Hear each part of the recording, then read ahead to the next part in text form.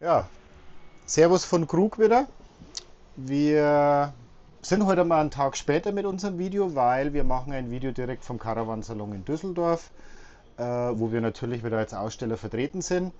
Dieses Jahr mit ein bisschen einer anderen Fahrzeugkonstellation. Wir haben dieses Jahr mal einen 6x6 dabei von einem Kunden von uns, der unter anderem auch das Fahrzeug verkaufen will. Vielleicht auch ein wenig so hier, der möchte gerne nochmal sich eine Leerbox holen und selber ausbauen und sich halt einfach so ein wenig so, ja, ein bisschen austoben. Ja. Und zweites Fahrzeug, was wir mit dabei haben, das ist diesmal ein 4x4, auch ein Kundenfahrzeug, und zwar das Fahrzeug, wo schon vorgestellt worden ist von uns, ja, auf der Abenteuer Allrad. Also wenn ihr Bock habt, kommt vorbei, schaut euch die Fahrzeuge an, wir sind da. Und ich würde jetzt einfach mal so von der Messe selber mal dieses Fahrzeug hier vorstellen. Ja? Also wir sind jetzt hier in einer 7,20 Meter Custom Box. Es ist ein Grundriss angelegt A-Family. Das heißt, so wie man es hier schon sieht, äh, es ist das Elternbett, die Sitzgruppe, äh, die Küche, dann der Seitenschrankteil, wo ich dann auch noch ein wenig drauf eingehen werde, was drin ist. Und dann gibt es eigentlich so einen Raum drinnen, drum A-Family. Man geht durch die Türe durch, da befindet sich dann einerseits auf der linken Seite das Bad und auf der rechten Seite befindet sich ein Bett zum Hochklappen. Das ist also für eine Family mit einem Kind gedacht, und so haben wir es damals geplant. Und unten drunter, weil er relativ viel im Urlaub arbeitet, ist ein Sitzplatz. Was auch hier zum Beispiel an dem Sitzplatz explizit nur von dem Kunden ist, ja, das sage ich also auch mit dazu. Der hat ein Apple TV da schon mit drin, ja, also der macht alles basierend auf seinem Apple-Geräten, ja, und wollte dann dadurch auch einen Apple-Fernseher. Da ist es aber so, weil ja oft da immer so Fragen sind, dann, ja, dann verbaut ihr das Apple-Gerät auch? Nein, verbauen wir nicht, ja, das hat also Kunde selber gemacht, ja, hat uns das Gerät gebracht, wir mit der passenden Halterung dazu, wir haben das montiert, das ist kein Thema, aber wir besorgen das nicht, weil wir das nicht im Programm haben. So, warum ich gesagt habe, es ist ein Custom-Grundriss. Ja? Also wenn einer unseren Family-Grundriss kennt, vor allem gezielt den A-Family, ist es so, dass wir hier eigentlich zwei Sitzbänke haben immer. Ja? In der Mitte entweder einen ausziehbaren Tisch oder einen Tisch mit unserem Fuß, wo man runtersenken kann und verschieben kann. Und bei ihm war es so, der Wunsch war, sie möchten eine U-Sitzgruppe, ja, wo man also sieht, der Tisch ist ein bisschen kleiner, ja, aber du hast halt wirklich so dieses U, in der Ausführung auch nicht Stoff, sondern Leder. Ja, also das ist auch im Endeffekt ein Sonderwunsch gewesen. Ja. Holz selber ist die Ausführung, wie wir es eigentlich schon viel gemacht haben, in Bambusoptik, also Echtholz-Bambus, wo wirklich, sagen wir mal, sehr ansprechend ist und wir eigentlich, sagen wir, zu 90% das verbauen. Er hat von der Aufteilung her, wenn man es jetzt auch im Bett so sieht, ja, mal wirklich was ganz was anderes. Er hat auf der Beifahrerseite ein Fenster und wollte aber in die Rückwand nochmal ein großes Fenster rein haben, dass er da im Endeffekt auch Licht reinbringt, ja, plus eine Dachluke mit einer Verglasung. Ja. Klar, wie gehabt, unsere Features, Fliegengitter, Verdunklung an allem dran. Was man dazu sagen muss, bei dem Heckfenster, ja, das ist ein starres Fenster, relativ groß, das man also nicht aufmachen kann, weil wenn man genau hinschaut, sieht man, dass das Rad hinten schon ist. Ja. Was gab hier als Fahrzeug ist so roundabout, ich müsste jetzt lügen, 2,5 Jahre alt. Ja. Es gab hier jetzt auch schon ein paar Updates von unserer Seite aus, wo er wollte. Also viele wissen ja, wir hatten früher unser Vitrifrigo Dachklima drin. Hier ist eine nagelneue Dometic Klimaanlage reingekommen. Ja. Also er wollte praktisch abswitchen. Und das Fahrzeug hier ist wirklich einmal der Knaller, ja, weil er hat selber, und das, also da wirklich, das ist nicht von uns, das hat er selber beauftragt, selber nochmal unwahrscheinlich viel Geld reingesteckt. Also ich sage mal, er hat wahrscheinlich nochmal on top 150.000 Euro selber investiert. Man sieht es zum Beispiel hinter mir, einmal hier, einmal also zu meiner rechten, zu meiner linken, dann auf der gegenüberliegenden Seite genauso, rechts, links, ja, im Bettbereich, hinten und auch, also auch wieder rechts und links, ja, man sieht es, wenn der Fisch immer hinfilmt, da sieht man es bloß nicht durch den Vorhang, da ist auch noch, hier ist ein Soundsystem verbaut, ja, weil er halt auch sagt, er will halt, er legt da Wert drauf, gute Musik zu hören, ja, und dieses Soundsystem ist nicht nur innen, sondern das ist auch außen im Fahrzeug. Wir haben praktisch außen in den Staukisten verbaut nochmal einzelne Lautsprecher, dass du nicht nur innen mega geil Musik hören kannst, sondern außen auch. Wie gesagt, alles andere sind unsere gewohnten Features, ja, unsere Fenster, unser Holzbau. Er hat das große Energiepaket von uns drin, ja. Man muss dazu sagen, das ist noch das Energiepaket, ich sage mal Version Anfangszeit Krug, ja. Hier sind 900 Ampere-Stunden Lithium drin, ja, nicht von Victron, sondern von der Firma MG. Wir haben dann irgendwann auf Victron umgeschwenkt. Jetzt sind die Größen von Victron nicht mehr lieferbar. Jetzt schwenken wir um auf Bultron. Ja, vielleicht einmal so die Info, weil die ist auch wichtig. Aber wie gesagt, hier auch großes Energiepaket. In der Heckgarage, das zeige ich euch nachher außen noch. 2 Wechselrichter, Skyller-Ladegerät für USA, also für andere Spannungen. Ist also, wie gesagt, alles an Bord.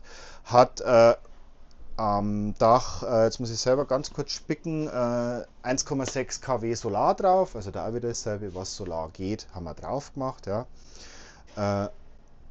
Zu anderen Features komme ich dann außen noch, was ein wenig so ein Fahrgestell ist, weil es ist hier wirklich auch außenrum, sieht man dann viel Geld reinkommen. Was ihr auch wollt, und das ist einmal jetzt auch was, wo wir auch machen können, haben wir hier auch gemacht. Man sieht hier nirgendwo ein Display von unserem ganzen Zeug. Man sieht keine Schalter, nichts von unseren Wasserpumpen etc. Und ich mache jetzt hier mal auf. Wir haben das alles schön versteckt in einem Schrank. Ja. Da ist es also auch so, da sind einmal unser ganz normales Victron-Display. Das ist auch schon abgedatet auf die neue Version. Das sieht man von der Benutzeroberfläche her. Dann hier das Thema, da war jemand herin und hat die Wasserpumpe mit angelassen. Sieht man hier unsere ganzen Schalter, die 2 Heizungen, einmal 5, einmal 9 kW. Also wie gesagt, er hat auch das erweiterte Heizungspaket von uns, ist nur auf Basis Webasto. Er hat auch hier extra einen Schalter für Starlink, da zum Beispiel auch, wie gesagt, das Fahrzeug steht zum Verkauf. Ja. Wir sind bei der Vermarktung wieder behilflich. Dieses ist nicht das Mini-Starlink, das normale Starlink, es ist das maritime Starlink. Ja? Also jeder, der sich da ein wenig damit beschäftigt hat, der weiß auch, das ist das teuerste System, wo es von Starlink gibt. Ja? Auch das größte, folglich Thema Internet überall verfügbar. Ja? Man sieht da, es ist hier eine kleine Nespresso-Maschine drin, ja? Auf dem Auszug zum Beispiel. Es sind ja sogar noch Kapseln drin, leider keine Tassen, sonst könnte man Kaffee trinken. Aber vom Ding her auch halt wirklich relativ viel Augenmerk drauf gelegt, was er hat. Es ist dann hier zum Beispiel einer das andere Feature. Ich habe ja gesagt, wir haben jetzt hier in dem Innenraum Bambus verbaut. Ja. Es ist aber so, dass er das damals wollte, ich stehe jetzt einmal auf, von der Planung her, dass zum Beispiel die Oberfläche vom Kühlschrank, von der Klappe hier, von der Waschmaschine, ja, und von den Seitenschränken in einem Grauton gehalten ist. Ja. Also das ist eine graue Kunststoffoberfläche, HPL, und da ist es auch so, er hat den großen Kühlschrank von uns verbaut, den 270 Liter. Ja. Also ihr seht, wir sind für die Messe gerüstet. Ja. Antialkoholisch natürlich nur, ja, weil es wird hier warm, dass wir wirklich die Kunden relativ gut beraten können. Also da, wie gesagt, wie gehabt, oben unser Kühlfach, unten unser Gefrierfach, hat einen Miele-Backofen drin mit Mikrowellenfunktion, also keinen Dampfgarer. Und jetzt haben wir hier so vom Ding her, diese große Klappe beherbergt den Miele WT1 Waschtrockner, ja, also 8 Kilo waschen, 5 Kilo trocknen. Wie gesagt, man sieht also auch wieder hier unsere gewohnte Linie, ja, qualitativ hochwertige Produkte, dass wir da einfach mal einen guten Mehrwert liefern. Von der Küche her, ist auch wieder so, ist eine schwarze Arbeitsfläche, auch mit unserem ganz normalen Miele Induktionskochfeld. Was wir auch noch mit drin haben, was ihr wollt, ist ein Bosch Geschirrspüler. Ja. Sieht man, der ist halt in Edelstahloptik, hat von den Features her an der Küche, klar, bekannt, unser schwenkbarer Wasserhahn, der normale, hat zusätzlich den Trinkwasserhahn hier, sprich auch wieder mit Filter unterhalb vom Wasserhahn plus UV-Lampe. Und jetzt dasselbe, es ist wieder im Küchenbereich unser Max-Van drin, ja, ist relativ leergeräumt jetzt auch, ja, weil er halt wirklich zum Verkauf steht. Und ich würde jetzt einfach mal so in dem Bereich hier schwenken, ja. Da machen wir jetzt einmal das Licht an, dass ich hier einmal zeige, was hier ist. Also wie gesagt, hier oben ist das Bett, ne, wo ich schon gesagt habe, das ist ein Kinderbett, ne, ist hochklappbar mit Gasdruckdämpfern. So, das heißt, ist oben verriegelbar, muss man bloß die Matratze noch ein wenig wegschieben. Das heißt, hier entsteht ein Arbeitsplatz, ja, wo man wirklich schön vernünftig arbeiten kann. Mit dem Apple TV, wo ich gesagt habe, auch ein Fenster, genauso hier ein Lederpolster durchzogen, hier nur 3 Schübe zum Verstauen. Also es ist hier wirklich gut Augenmerk auf das Ganze gelegt worden. Ja. Machen wir die Matratze wieder hin. So, und jetzt verschwinde ich mal hinter der Türe, dass wir mal einen Blick ins Bad reinwerfen.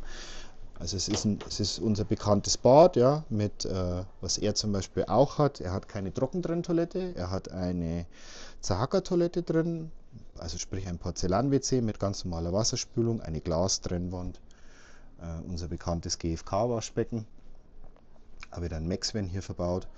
Also wie gesagt, das ist jetzt unser reguläres Programm, das wir haben. Unsere Fenster auch wie gehabt. Dann hier noch so Features. Ne? Also es ist nur ein bisschen eingeräumt, sie haben noch nicht ganz alles raus. Ja? Ne? Also Apothekerschränke, wo man sieht, also da auch. Ne? Ich zeige es jetzt bloß einmal, ich hoffe, ihr verzeiht mir das. Marshall-Box, ja? Also man sieht schon, er hat da wirklich mega viel Wert draufgelegt mit dem Ganzen. Und jetzt kommt noch sowas, wo halt viele einmal cool finden, die sagen, ich habe keinen Spiegel, wo ich mich ganz anschauen kann. Schaut's mal her. Auch mal unseren Fischi im Bild, ja, der darf ruhig auch mit drauf. Also ein kompletter Ganzspiegel, ja, wo auf die Türe draufgeklebt ist. Aber wie gesagt, auch hier so die ganzen Features wie gehabt, ja. Relativ dunkler Boden, aber halt das mal in einer zweifarbigen Variante gehalten. So, ich bin jetzt innen einmal so weit, eigentlich auch wieder am Ende. Ich würde sagen, jetzt schauen wir mal raus, weil ich habe draußen auch noch ein paar geile Sachen zum Zeigen an dem Fahrzeug und wo dann vielleicht, wo man sieht, das ist jetzt nicht so was, wo immer von der Stange so bei uns läuft, ja? Also auch vom Fahrgestell her. Da sind viele Sachen anders, wo er wirklich massiv Geld reingesteckt hat. Ja? Würde ich sagen, gehen wir mal raus. So, jetzt sind wir mal außen an dem Fahrzeug.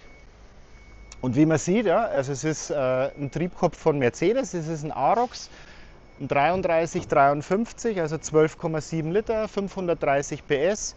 Jetzt hoffe ich, ich versprich mich nicht, ist der OM471 Motor. Ja. Und bei dem zum Beispiel, ja, ist Fahrerhaus, es hat alles, was man so will. Ja, vernünftige Sitze, ja, da auch wieder Funkgerät, großes Navi etc.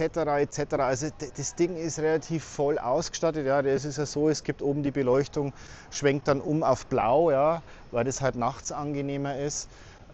Was aber halt hier ist, er hat das Fahrzeug selber bei der Firma Paul in Passau noch zusätzlich umbauen lassen. Es sind alle Aggregate unterhalb der Kabine rein. Ja. Was ich jetzt alles ein wenig so erzähle, ja, es ist schwierig in den Kommentaren das alles nochmal aufzumachen, ja, aber es ist ja so, Google sei Dank, ja, googelt das, ja, dann wisst ihr ja, über was wir da jetzt wirklich einmal reden, ja. Was zum Beispiel der jetzt also als Feature hat, das haben wir relativ selten gemacht, ja, Airvolts, der hat eine Turboretarderkupplung, ja. Jeder, der wo das googelt, der weiß, was das ist, ja, und ich sage mal, da ist auch relativ viel Geld reingeflossen.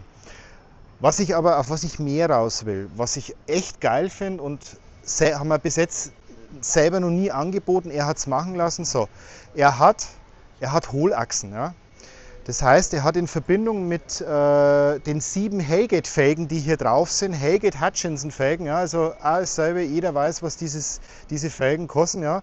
Er kann über diese Hohlachsen direkt den Luftdruck der Reifen ändern, ja. Also nichts mehr mit TI-System etc. Es ist hier eine ganz andere Hausnummer. Also einmal so, dass ich einmal von Geld ein wenig rede, ja. Also allein die 7 Felgen kosten 24.000 € ohne Reifen. Ja, also einfach mal, damit ihr wisst, um was es hier geht. Von der Seitensilhouette her, man sieht auch wieder, es ist hier alles in schwarz gehalten. Es ist hier so, es ist alles nicht schwarz lackiert, es ist schwarz gepulvert. Ja, also alles, auch die Staukisten, ja, hat er alles nochmal selber in schwarz durchpulvern lassen. Die Box selber, ja, die hat eine extra spezielle Nanofolierung drauf, ja, die auch selbstheilend ist. Das heißt, sollte irgendwo ein kleiner Kratzer sein, heilt sich die Folie von selber. Weil wir jetzt auch gerade hier so vorbeischwenken, jeder, der diesen QR-Code sieht, ja, also das ist nicht der QR-Code in Anführungszeichen direkt auf das Fahrzeugangebot, sondern das ist der QR-Code auf das Video, das wir jetzt gerade machen. Ja. Also ist eigentlich hier für die Messe, dass die Leute einfach, wenn es vorbeigehen, das machen können. Vom Ding her, er hat unsere elektrische Außentreppe, ja, er hat die Staukästen, die Dreieckstaukästen. Er hat in den Staukästen außen die Lautsprecherboxen drin. Ich hole mir bloß kurz einmal einen Schlüssel, dass wir schnell mal eine aufmachen. Ne? Dass ihr einfach auch ein wenig so seht, was hier an dem Fahrzeug ist. Ja? Also wenn ich jetzt hier aufmache, ja, dann seht ihr, hier ist ein Lautsprecher drin, ja, nochmal ein Stromanschluss und hier auch nochmal zusätzlich USB und HDMI, ja, wo er dann praktisch das ganze System beschallen kann. Sieht man, es ist ausgefilzt innen. Ja. Also es ist wirklich viel Geld hier reingeflossen. Ich müsste lügen, aber die komplette Soundanlage, wo er drin hat, fünfstelliger Bereich, was er da ausgegeben hat. Ja. Fünfstellig. Ich könnte jetzt nur genau nachschauen, könnte es euch genau sagen, aber ich will jetzt nicht das Falsche sagen, aber es ist der mittlere fünfstellige Bereich. Sagen wir es einmal so. Das glaube ich langt schon. Dann hier unser Feature, unsere ganz normale Außenküche, die wir haben. Auch wieder so, es ist halt klar, das Fahrzeug ist gebraucht, also es ist nicht neu. Ne, mit unserem Labergrill, wie gehabt, ja, mit Gussrost, unser ganz normales Waschbecken, unser Induktionskochfeld mit Auszug. Und jetzt kommt so ein Gimmick, also einmal hier, wir machen Krug Experience, ja, ist vielleicht da interessant, Marokko-Reise, aber da will ich jetzt gar nicht weiter drauf eingehen, einfach mal auf unsere Seite schauen. Jetzt kommt eigentlich das, was ich sage, das ist mega geil. Es ist hier verbaut von der Firma Haygate ein Hecklift, ja, der also komplett absenkbar am Boden ist. Ja. Sieht man, hier sind die Sandbleche mit montiert. Ja. Der Unterfahrschutz hängt hier am Hecklift mit dran, ja. Ist auch dasselbe, ist in 2 Positionen rastbar. Ja. Und dieser Hecklift hier trägt 550 Kilo. Ja. So. Fährt komplett runter, fährt komplett wieder hoch. Ja. Und jeder, der das ein wenig weiß, also Haygate baut den Lift leider nicht mehr. Ja. Ich finde ihn echt super. Da auch wieder so, dieser Hecklift liegt im fünfstelligen Bereich. Ja. Also es ist echt cool mitgedacht. Ja. Mal noch so vom ganzen Fahrzeug her. Ja. Man sieht genauso Kederschiene, Airline-Schiene in schwarz gehalten. Es ist die Sackmarkise auch dran. Ja. Das bleibt natürlich alles dran. Ja. Und jetzt fange ich hier mal an und mache nochmal die Heckgarage auf. Also es ist auch hier ein Stausystem verbaut, ja, wo ausziehbar ist mit Thema Schwarz, grauen Auerboxen. Ja. Ich vermute mal, das hier lässt er auch dran. Ja. Da sieht man also, da hängt jetzt ein Funkgerät drin. Ja. Das wird er wahrscheinlich rausnehmen, ja, und ein paar so private Sachen noch. Aber um was es mir jetzt geht, die Heckgarage nochmal zu bezeigen, es ist auch hier unsere Frischwasserbefülleinheit drin. Ja. Also sprich mit 3 Vorfiltern plus UV-Lampe und daneben, ich weiß nicht, Fischi, ist es besser, wenn ich das Licht schnell anmache? So, dann sieht man es. Also unsere Frischwasserbefülleinheit, wo ich gerade schon gesagt habe, es sind 2 5000er Multiplus drin. Ja. Und hinten sieht man das kleine blaue, das ist das Skylla-Ladegerät, also sprich Ladegerät für USA etc., wo keine 230 Volt herrschen. Ist halt basierend auf dem großen Energiepaket. Ja, was gibt's noch zu sagen? Ja, er hat ein Dachzelt drauf auf dem Fahrerhaus, ja, das wird natürlich auch drauf bleiben. Ja. Die Lüftungsgitter, die hat er damals sich in Schwarz lackieren lassen. Mittlerweile haben wir sie in Schwarz im Sortiment bei uns im Hause. Ja. An der Seite unsere ganz normale Aufstiegsleiter für den Dachträger. Und wie gesagt, wenn man dann vorne ein wenig so auf die Front geht, ne, sieht man zum Beispiel hier, also er hat dann hier nochmal Mercedes-Stern, die Schrift in schwarz, ja, die Lampengitter in schwarz.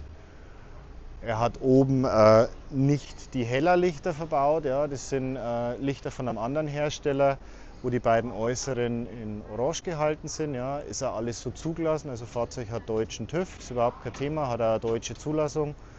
Und jetzt vielleicht nur das Interessante, das schaue ich jetzt aktuell nach. Also ihr seid wirklich jetzt brandlive dabei. Schauen wir mal, ich hole mal noch mal schnell einen Schlüssel, dass wir die Zündung mal anmachen.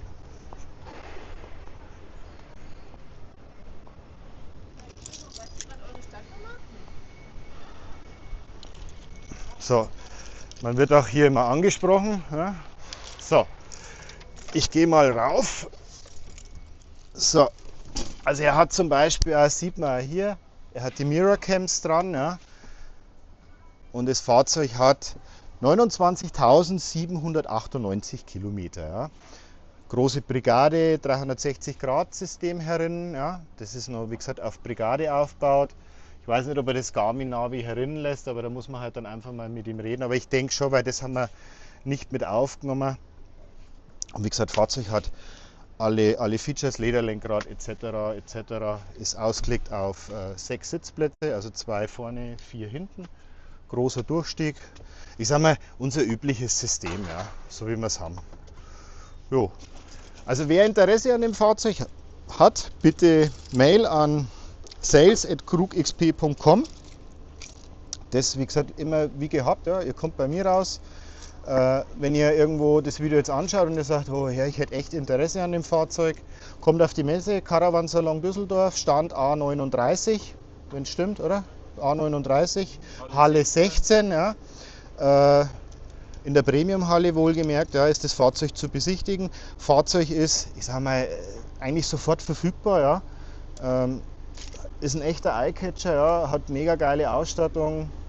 Also wer schnell was will, ist hier echt gut bedient, sich das Fahrzeug zuzulegen. Ja. Auch noch ein Feature haben wir auch selten, 2 Leitern für den Dachträger. Meistens haben wir nur eine. Ne? Also einmal, seht meine Jungs, die wo aufbauen, haben echt super Arbeit gemacht. Die haben jetzt hier wohlverdiente Pause. Wir sind noch nicht ganz fertig, aber in den letzten Zügen. Also wie gesagt, kommt vorbei auf den Caravansalon.